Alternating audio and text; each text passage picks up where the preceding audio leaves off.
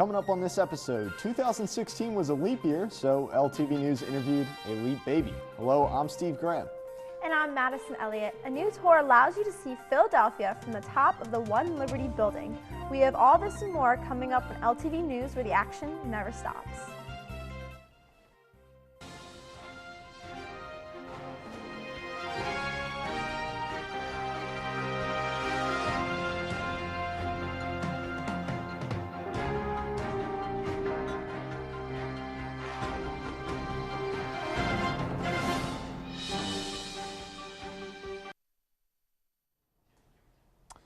Hello and welcome to LTV News, where we bring you everything from 20th and Olney Avenue, Philadelphia, and the world. There is a lot to catch up on in the next half hour, as President Hanich announced major renovations headed LaSalle's way. So let's start with the buzz around campus. LaSalle students and staff members can expect more changes coming to the university within the next couple of years. A meeting with faculty members and Dr. Hanich took place last week, where they discussed plans for turning the library into a community center. The basement will become the fitness center and school store, while the first floor will be transformed into a meeting space with a cafe. The second and third floors will remain the traditional library setting, with books and quiet areas the higher up you go. Plans for updating the library's second and third floor include monitors and whiteboards in the study rooms and newly renovated workspaces. Another change happening in the near future is the demolition of McShane Hall and the E&F dormitory buildings. North dorms will be torn down and rebuilt by an outside company, making sure to not create a larger budget deficit for the university. An open town hall meeting will be taking place on March 17th to further discuss these changes. As the fresh air swings in and we start welcoming spring, many of our community members in North Philadelphia are still in need. LaSalle University's Leadership and Global Understanding organizations are coordinating their annual spring food drive. The LGU students set up a GoFundMe page, which can be found at gofundme.com/LGU2016. They have a goal set of $1,500 and they are now sitting at the halfway mark. Students, faculty, and staff can donate any amount they desire. No matter how big of a donation or how small, any amount counts. The LGU organization hopes they can accomplish their goal to help feed those in need. All donations that are received will be used to buy food from Fresh Grocer. Then in April, students can volunteer to help distribute the food to those in need in the community. Project Appalachia has hit 40 years, and to celebrate those amazing years, LaSalle students are still going to be out and about volunteering in Harlan, Kentucky. Every year, LaSalle students are picked to spend a week partnering with COAP, Christian Outreach with Appalachian People, to work on home projects for low-income families that are having trouble maintaining quality living conditions. Project Appalachia took time out to celebrate their true mission on hitting 40 years. LTV News reporter Callie Montana has the details. Hello, I'm Callie Montana, here reporting for LTV News, and today, Project Appalachia is celebrating its 40th anniversary in the Dunleavy Room. Let's take a look. On Saturday, February 20th, Project Appalachia held their 40th anniversary reception. Fellow alumni and students came together to celebrate Project Appalachia's mission and all the memories and bonds that were created.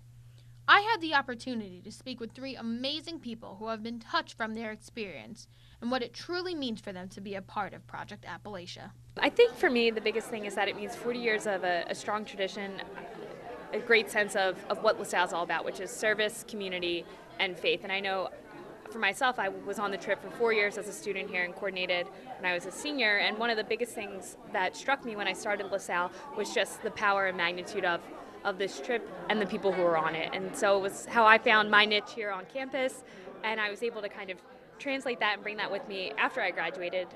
At a school that I worked at in Minneapolis, we took our students down to Kentucky. So the tradition continued and lived on, and I think that that's probably the biggest testament to the power of Appalachia and the trip here on campus. It's an amazing experience. I mean, I started this trip my freshman year, and you don't realize how many people it impacts, how many lives it impacts, both in Harlan and both here at LaSalle. You can just tell by how many people have traveled from across the states.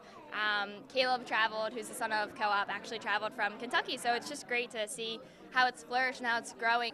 it's seeing the other side of like the cultural experience. When like LaSalle students come down, they see a new like culture that they're not used to. Like the Appalachian culture, it's a whole lot different. I mean, obviously my speech and everything else, and they get to see the way we live. It's nice to come up and see how everybody lives up here. One of them would be my first year we worked on a house with for an older woman named Nola, and learned a lot from her. She was a canner. She baked us zucchini bread and really shared with us and talked to us a lot about the community, and really made us feel at home there. And I think the second would be my final hike as a senior before I graduated, and being there with my fellow coordinators and people who had also gone on the trip for 4 years together. The three of us kind of just shared a moment together in that hike, and I think for me that was a really powerful experience and probably one of my favorites among, of course, others. You meet people down there that you form connections with that are willing to just literally give you the shirt off their back. I complimented a woman's shirt once. She's like, "You want it? Here you go." They're just amazing people down there. It's beautiful, beautiful town too. The mountain views. It's like anything else you've ever experienced. We're so used to the hustle and bustle of the city here. So when you go down there, it's unique. It's very kind of solitude. I think my favorite part is like seeing them all come together and become great friends. They get to talk about, just personal issues, and they get to work through them. And I love seeing a group come together. That's why I love meeting these people. So I think this year I'm looking forward the most to seeing other people flourish. I'm coordinating this year, so it's kind of my turn to take a step back and really see what the group can do and put their step forward. I'm really excited to see Harlan through others' eyes this year and see kind of what they can do, and it's just going to be great to go back one last time. Project Appalachia leaves Saturday, March 5th to continue on their mission. For LTV News, I'm Callie Montana. Well, every 4 years, the month of February gets a 29th day, also referred to as Leap Day. Since 2016 was one of these leap years, LTV News sat down with LaSalle student and crew member here at LaSalle TV, Elvis Cheklas, who was born on Leap Day. Check it out.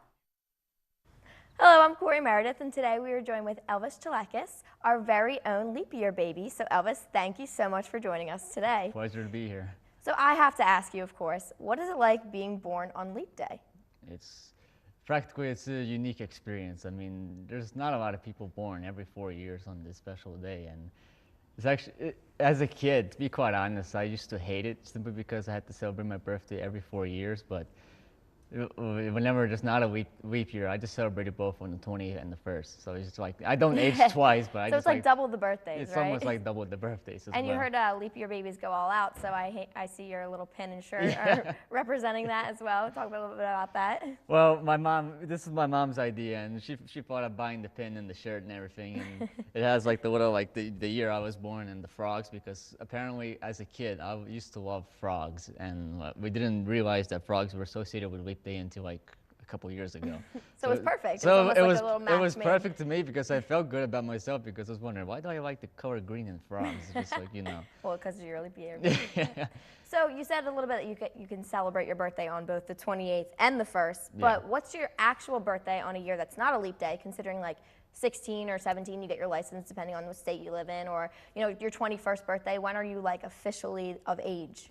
I guess like in between the 28th and the 1st. I don't exactly know, but it's just like, I guess many people would say it's after the 28th because it's after my birthday and I can officially age a little bit, but I just technically go by like whenever it's not a leap year, I just go by like quarters. So it's like if I turn like 17 or 18, I go 4 1/4 for 4 1/2, I guess. Do you have your license? Yes, I do. When did you get your license? What day? I got it when I was 16. On the 1st or the 28th? Well, I didn't get my license on my birthday, but I got it in the summertime. But it's just like I got it when I was 16. So. Okay. So I was a 4-year-old driving a car. Yeah. So when you turn 21, are you going to have to celebrate on your March 1st? I guess so, right? I guess so, but it's like I celebrate a little bit of it on the 28th as well. But like it's officially, I go all out on the 1st. So. There you go, double the fun. That's what I would say too. So if you only counted the years that were leap days, or if you only counted the years you could celebrate on the 29th of February, how old are you? I'm officially 5 years old. Well, happy 5th birthday, Thank that you. matter of fact. I get to celebrate it twice in my life. Yeah, so you had your birthday today, kind of. Yeah. It's first yesterday and the day before. Yeah, So yeah, exactly. usually I like to celebrate my birthday the whole month of July, but that's just because different reasons. I mean, some people like to celebrate on the weekend, some like the month, some like it like, you know, just like the specific few days before the birthday, so, you know. I feel like I would like that. It also is a nice icebreaker for like the first day of class when your class goes around. Say an interesting fact about yourself. You can always say, I'm a leap year baby, leap day baby. Yeah, I used it a couple of times in some of my classes in middle school and high school, and people were like, oh my God, it's unbelievable. Well, you're very rare, so we're gonna do a little Q&A segment. All right. So I'm gonna ask you a couple questions, and I know that you didn't look these up because I have faith in you. All right. Okay, so what do you think are the chances of being born on a leap year? Oh, I actually looked this up, but I can't remember the actual number, but I guess it was like 1 in like 1,400, something like that, like around that That's pretty mark. close. You're about 1 in 1,500. So you're 1,500, very, okay. very rare. Okay. Okay, so how many people were born on leap day? We'll start with the U.S., and then I have a world population as well. Too many to count, but Just give it a guess. Not that many. I guess like around 200,000, I guess. You're pretty close. So about 187,000 are in the U.S. What about the world? I guess around the million. I don't know. Actually, it's 4 million people. 4 million. So it's a little bit more than we thought, but Okay. that's still pretty, that's very small Myself population. included. Yeah, yourself definitely included. Okay, so what do you think the rules are for determining how leap year works? I guess it was revolving something around like the Julian calendar. Like it was something related to that, and like how like the Earth spins around 365 days, and like we had like a quarter, like every single like 4 years we have an extra day to celebrate. And other than that, like I know like it's to like supposed to like even now like the motion of the Earth, I guess, or it's like some kind of like science mumbo jumbo. You kind of, you're right. It's definitely science mumbo jumbo, but you kind of answer my next question too. But the first one is there's a little bit of a simpler math rule to it. So every year that is divisible by 4 is considered a leap year. So like for example, 1600, 2000, 2400, they're all leap years. But years like 1700, 1800, 1900 were not considered leap years. And that also brings you back to like the Earth's rotation around the sun and how it evens out that way. Yeah. So you did talk a little bit about the Julian calendar, which is based off Julius Caesar. But leap year is actually originated off the Gregorian calendar, which was even before the Julian calendar. It's a whole mumble jumble mess. Yeah. So why did leap year originate? I don't know, because I was born. I don't know. No, in all honesty, I have absolutely no idea. It's just like, it seems like a very unique day to like even now like the Earth's movement, but there's also an extra 24 hours for people to do whatever they want. I mean, it's just... It's the ultimate cheat day. It's the ultimate cheat day. I mean, you can eat pizzas until you collapse or something like that. That doesn't count, really, It doesn't in reality. even count. So actually, the real reason why leap day originated is because the Earth rotates around the sun 365 and 1/4 days. So we need every 4 years to even it out. Yeah. And over time, if we use the old calendar, the Gregorian calendar, we would be 11 minutes and 14 seconds over. So if we didn't fix that issue, it doesn't seem like a lot of time in reality, but if we didn't fix that issue over centuries, that's like, could be years and years over time. So now, every 4 years, we celebrate an extra day. And that is your extra special day, and that's a lot of other people's extra special day. Well, not that many people's extra special day, but you should feel very special being part of a leap year day and being a leap year baby. And happy birthday. Thank you. Is there anything else? Any words of advice you have for your fellow leap year babies? Well, I don't know. I mean, keep celebrating your birthdays, and when you guys can start drinking, you'll be like 80-something, 84 years. I actually saw online that a 100-year-old lady turned 100 yesterday, but it was really her 25th birthday. It was really her 25th. Yeah, go figure. She's still a young adult. I've seen like a bunch of these pictures, like old people celebrating their birthdays on leap day, and it's like you see like balloons in the background that says 22 or 21 or something like that. It's definitely a fun fact. It is well, a fun thank you fact. so much for joining us, Elvis, from My LTV pleasure. News. I'm reporter Corey Meredith. Back to you guys at the desk. Thanks, Corey. Philly is about to become flowerful. On Saturday, March 5th, the beloved Philadelphia Flower Show returns for 2016 with new creations to bring out your green thumb. This annual festival brings more than 260,000 people each year to Center City. Run by the Pennsylvania Horticulture Society, the theme will explore America, 100 years of National Park Service. The kickoff week will host a number of fun activities, including a black tie preview party on Friday, March 4th, a wedding Wednesday showing brides-to-be the many different floral arrangements they can choose, and Fido Friday, where you can bring your four-legged friends to the show. The fun closes on Sunday, March 13th with a flower show jamboree that will feature family fun activities all day long. With the Philadelphia School District's fiscal year coming to an end, a pleasant surprise came along with it, a surplus. This fiscal year concluded with a surplus of $88 million, a big change of pace compared to past years. The money earned is supposedly due to the revenue from sources that weren't in place in the previous years, an example being the city's new cigarette tax. According to Philly.com, some say that $88 million can cover about 3 weeks of operation, but regardless, it's a step in the right direction. From March 12th to September 5th, the Franklin Institute will be having an exhibit called The Science Behind Pixar. In the exhibit, they will show you behind-the-scenes process of how Pixar Studios creates their animated films and all of their beloved characters. You can also experience the science, technology, and math the production team had to go through with many of the interactive hands-on activities they have there. There will be daytime showings from 9:30 to 5 o'clock, and the evening showings will be from 5 to 9 p.m. LTV News reporter Kirsten McDonald got a look at the city from 57 floors above. The Philadelphia Observation Desk is the newest added attraction to the city, allowing for a skyscraper view like no other. Visitors can follow Benjamin Franklin's overhead kite tour all the way to the top floor, visiting some major landmarks along the way. Take it away, Kirsten. Hi everyone, I'm Kirsten McDonald, reporting from One Liberty Place, a huge building right here in Center City, Philadelphia, that actually trumps the view from Billy Penn's hat. Much taller, we've got 57 floors right here. It's Philly from the top. Let's go check it out.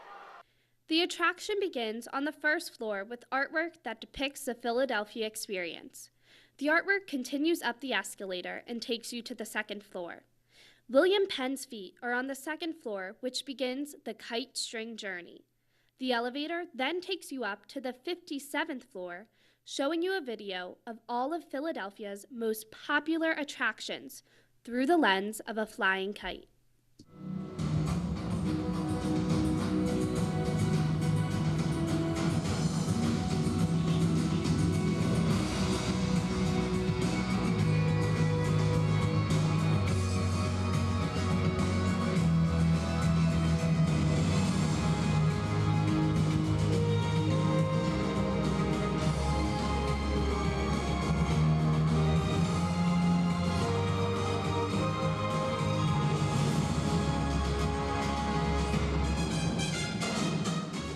Arriving at the 57th floor, visitors are greeted by William Penn, overlooking the scenic view of Philadelphia.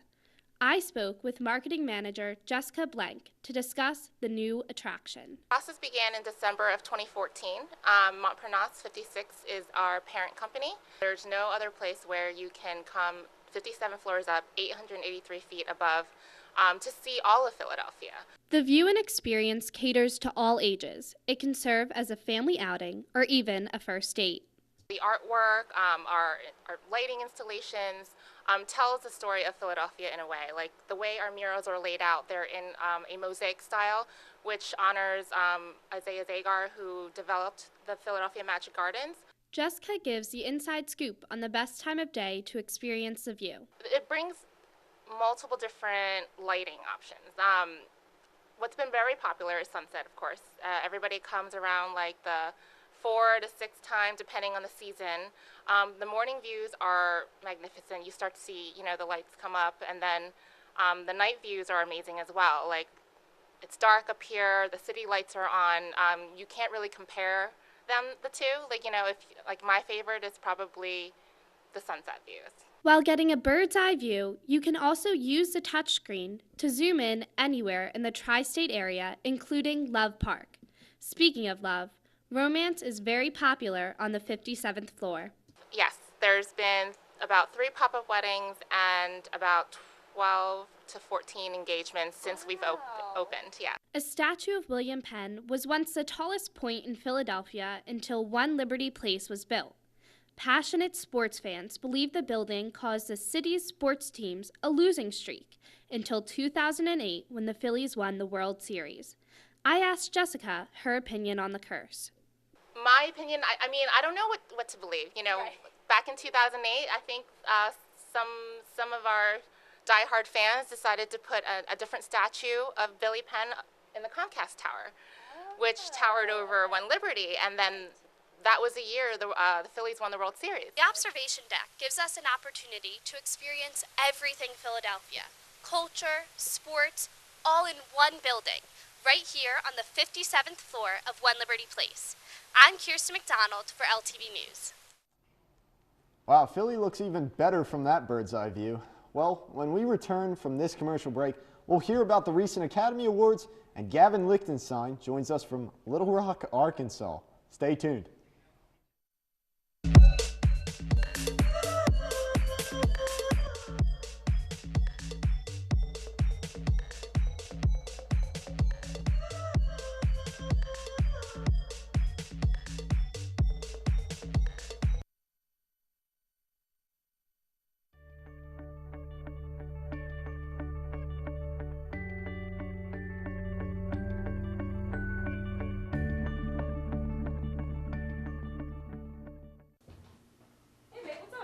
Where have you been? I told you I was in a group project session. You know I don't like it when you stay out this late. But I told you But before. I told you to always let me know where you are. And to always answer your phone. I'm sorry. You never listen. You know I worry about you. But still, you consistently never do what I say. No! Stop! Stop! Domestic abuse can happen to anyone. If you or someone you know is in an abusive relationship, please call the number below. And remember, it is never the victim's fault.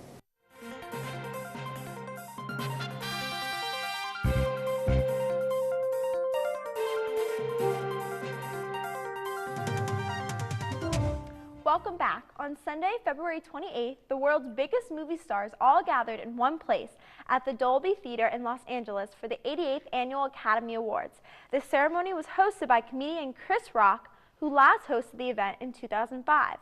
Rock has received fairly positive reviews for his performance, which included a monologue and skits throughout the night consisting almost entirely of jokes related to the diversity issue among this year's nominee class and the hashtag Oscar, So White protest. The big winner of the night was Mad Max Fury Road, scoring 6 total trophies. Other notable winners include, for the second consecutive year, Alejandro Inarritu, who won for his direction of The Revenant, Brie Larson, who won for her dramatic role in Room, and Leonardo DiCaprio, who finally picked up his first Academy Award with his performance in The Revenant. Best Picture honors went to Spotlight. Super Tuesday, one of the biggest voting days from the presidential primary elections, has come and gone, and the results are in. LTV political analyst Gavin Lichtenstein joins us today from Little Rock, Arkansas. Gavin, thank you for joining us. How is it out there? Thank you for having me, guys. Yeah, it is. It's very fun that we're finally getting the pieces of the puzzle are starting to be put into place. Now, Gavin, you have to start us off with what is so super about this Tuesday, this March 1st. The results are in. Tell us about this election. Yeah, so on Tuesday, 12 states from Massachusetts, Georgia, Virginia, Texas being the big winner. Even Alaska had their caucuses. So it's 12 states have their either caucus or primaries, and it's really the first day that we really get to see some of where the major delegates are going to go. And Gavin, what implications do some of these results have? Yeah, so probably the big surprise, there weren't many big surprises yesterday, but Ted Cruz won his own state, and he also won Alabama. So that was probably the biggest surprise, the surprise being that people thought he was going to do a lot better, and he just didn't, especially in those southern states, Georgia. We're going to see how he was going to rebound against South Carolina from last week. But yeah, so, and on the Democratic side, there weren't also many surprises as well. Bernie Sanders, I believe, won 4 states. So that was probably the biggest keynote for him. Now, Gavin, we'll stay in Ted Cruz's party, which is the Republican Party, and the leader, which is very surprising at this point, is Donald Trump. And Gavin, what are the implications of this? What does it mean that Donald Trump has this much steam, winning every demographic in most of these states? Could you tell us about that? Yeah, so the Trump campaign did a lot better than they originally expected.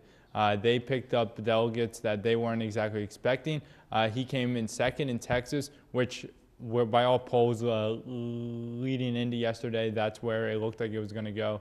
Him winning Georgia, Virginia, Massachusetts, full steam ahead going into Super Saturday now. Now, Gavin, Donald Trump won Arkansas, the state you're in. What is the atmosphere over there? I mean, they're all in on Donald Trump. Could you tell us what that's like? Yeah, and he just narrowly won. They are a little split right now. So he won 32%. Ted Cruz was in second at about 30%. So there was a little discussion, but you got to remember, guys, this was a state that Ted Cruz was supposed to win easily. This was a state he was supposed to sweep up because it is so close to Texas. So Trump coming in really spoke really big to where the anti-establishment base is right now. And Gavin, for our last question we have for you, on the Democratic side, where does it stand? It seems like Hillary won the most votes coming out of, what is it, Super Tuesday. Yeah, so Hillary picked up all the states that she needed to win. There weren't many surprises. Bernie Sanders has done very well in states that hold caucuses. Hillary has done very great this election in particular compared to 2008, getting black voters. And that was actually the margin that she was the best in, whereas young black voters are really connecting well to the Clinton campaign this time around. Well, Gavin, thank you very much for joining us. We're coming very close to the primaries. The primaries are coming down, and LTV News is going to keep you updated all along the way, most likely with the help of Gavin Lichtenstein. Gavin, thanks for joining us. Thanks, that my just pleasure. about does it for this episode, but be sure to find us on the web as well as rest of LaSalle TV on Facebook at facebook.com/LaSalle TV. You can even tweet at us at LaSalle TV Philly or email us your thoughts at lasalletv@lasalle.edu. If you missed the scoop and want to see it, you can find episodes on YouTube at youtube.com/LaSalle56TV, and you can now follow us on our new Instagram account at LaSalle TV. Until next time, for Corey, Steve, and the entire crew, I'm Madison Elliott. Thanks for watching LTV News, where the action never stops.